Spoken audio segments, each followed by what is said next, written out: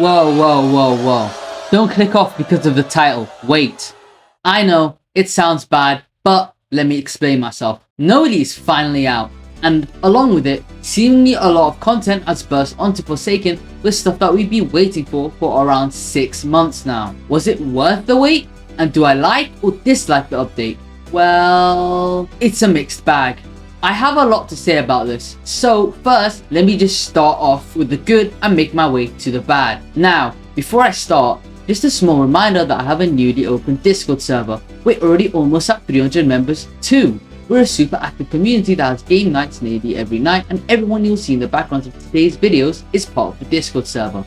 Additionally, it would be super appreciated if you drop a like and subscribe.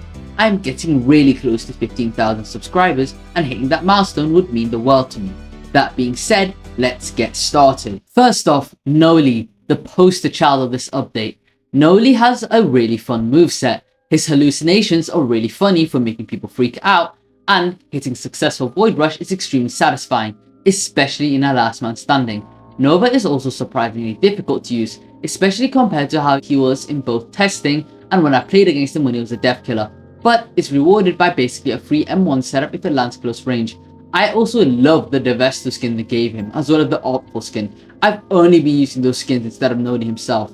Long live Die of Death. However, on the flip side, honestly, after playing him, he just feels like a more gimmicky cool kid.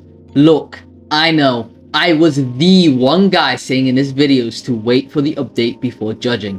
But now it's out and yeah, I don't know how else I can word it. He has a projectile move that can zone survivors and help to corner them. He has a small wind-up speed move that's meant to rush down survivors, and his hallucinations, his most interesting gimmick, is barely leaned into at all, instead mostly being used as a minor distraction.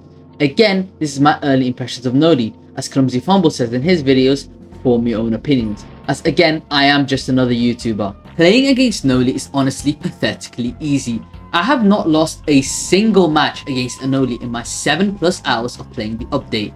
I'm not sure if it's because of my experience fighting pre-nerf Noli, but his M1 is pathetically easy to dodge now, as well as his Void Rush being extremely map dependent. The only times I could genuinely find myself finding difficulty anyway is trying to deal with Noli while being harassed by a fake version of him while trying to land a shot as chance. The only thing that pisses me off about playing against Noli is the fake generators, which don't have the correct indicators right now and are kinda bugged. I just want my malice, man. I asked my Discord server, which you should totally join by the way, the link's in the description, and here's what they thought. Some people think Noli is on average a map and survivor dependent killer, who struggles against competent players who know how to generally counter his moveset, especially Guest. As long as there's a singular Guest in the lobby, Noli seemingly automatically loses due to how easy his moveset is to parry. However, others think that Noli and Coolkid's playstyles could not be more different.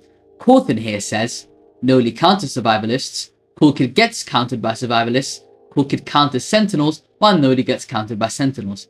Honestly, this is a fair viewpoint and I do agree with this. Noli punishes Noob and 007 heavily while Coolkid has a harder chance catching them. Coolkid can easily punish sentinels with walk speed override and corrupt nature, while the worst a Noli can do is punish with the M1 or attempt to land the initial hit of Void Rush. Overall, while I personally feel like Noli and Coolkid are similar, it's fair to consider that their design philosophies are pretty different. Overall, Noli is a good, average balanced killer with a high skill ceiling, who people will get better with over time. So, we'll have to see how well he does in the gameplay landscape in a few weeks. The final part I'd like to discuss about Noli, and yes, it's the elephant in the room, his new theme. Put simply, while I liked it at first, I am getting absolutely sick of it. Don't get me wrong, Vlad is a talented musician who's made great work, but everything past layer 3 of this new Noli theme is just unlistenable. Remember my community post saying I'm very happy with this. That's because when I originally listened to the song on an original file with the highest possible quality, and even after looping that, I just don't like it anymore. And no, it's not because I dislike speedcore or breakcore or whatever genre. I listen to Femtonol on the daily. I know about songs that sound like noise, but also have some sense of melody and rhythm to it. Vlad is working on fixing the song right now, and that's good. The Forsaken devs have also added a setting that lets you turn it off and replace it with Jason's default theme, which is nice too, but I don't want to turn that on either. Jason's default theme is absolutely ear-grating too with how many times I've heard it. Another highlight of this update, the Mafioso rework. First of all, The positives. First off, thank God they made him shorter. In the old footage before he was released, he was absolutely huge. They finally gave him his rework and his much deserved upgrade, but the only thing that's an honest downgrade is the sound design and voice lines. I'll forever miss you, Frozen Soul Mafioso. May you and the battalions claim your studs in the afterlife. One sub equals one rip old Mafioso. Even if he wasn't a real character, he was real to us. However, the voice lines being a downgrade isn't that bad. However, my standards might have been pretty high because I was highly attached to the original version of the skin. I do like the idea they had for his voice, but the voice actor seemingly feels a bit unenthusiastic with the way they voice acted. Like, it feels like a draft of them practicing their voice without actually doing it, if that makes any sense. On top of that, the lore they gave him was absolutely kinda lame. Literally everyone expected the lore to be Chance tricked him or is in debt to him and now Mafioso wants to catch him. Yeah man, honestly I could make a whole video complaining about the Forsaken lore. No offense to the writers or whatever, I'm pretty sure Forsaken's lore is at the bottom of their priority list right now, but this is just not it. However, on the plus side, I really like his unique animations compared to Cool Kid, especially his walk speed override. It'll take a minute to get used to these new animations, especially compared to how the old animations looked for the old Mafioso, but it's something I'll be fine with. However, it seems like the sound design for Mafioso is either lackluster or really broken, because either sound effects play at the wrong moment, or only a single sound plays for a big action, with no audio feedback compared to everything else. His voice lines are also noticeably quiet compared to every other character. It kinda feels like they rush him out at the finish line, especially how the outline animations for the new goons is not there and either bugged or just not working properly. His outro animation is also seemingly placeholder. Overall, he's about a 7 out of 10 for me.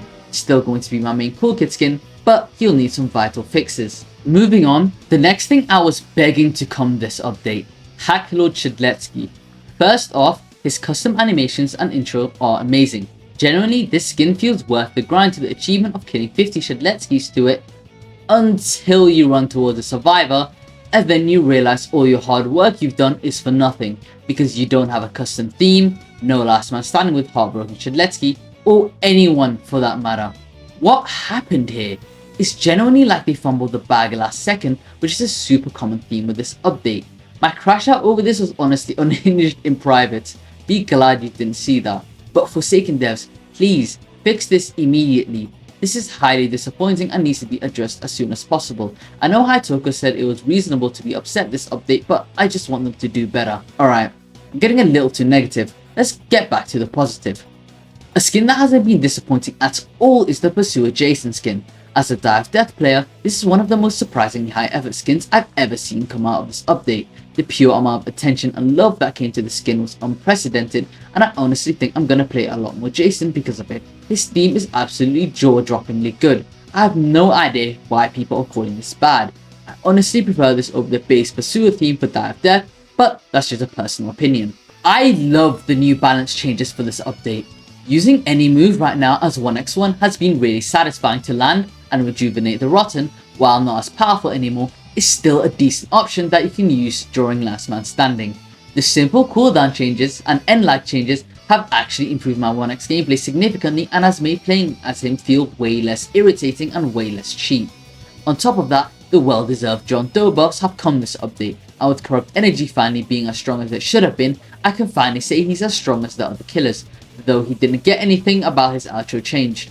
Poor guy just wanted to be included. I also really like the Discord changes, despite what people say.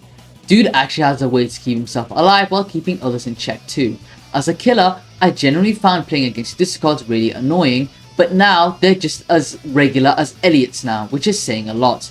TAF buffs have overall been good too, and I don't have much to say about that.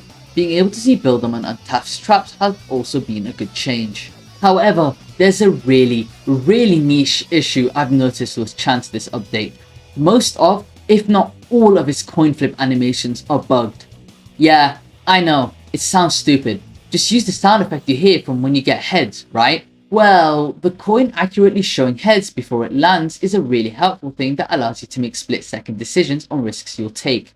Do I jump down from this area in glass houses yet? Or do I stand my ground and go for a shot? Without this necessary visual feedback for me, and like the 1% of chance mains that know about this tech, it is pretty irritating to survive chases. Another really pressing thing, the gunshot animations. You know how I aim in first person was chance for more consistent hitboxes?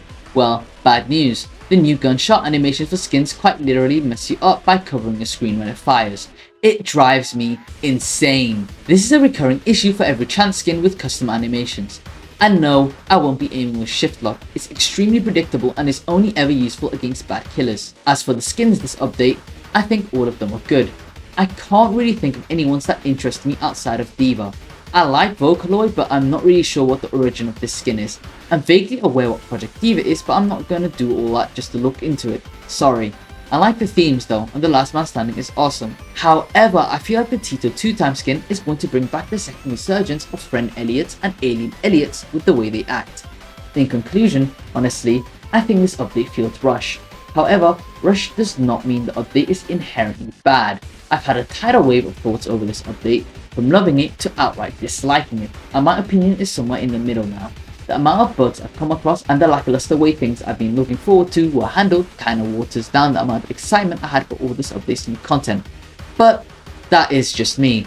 I do like a lot of stuff in this update, but again, if they just delayed the update by a bit instead of just announcing a release date that they had to once again crunch by, this rushing would not have been an issue.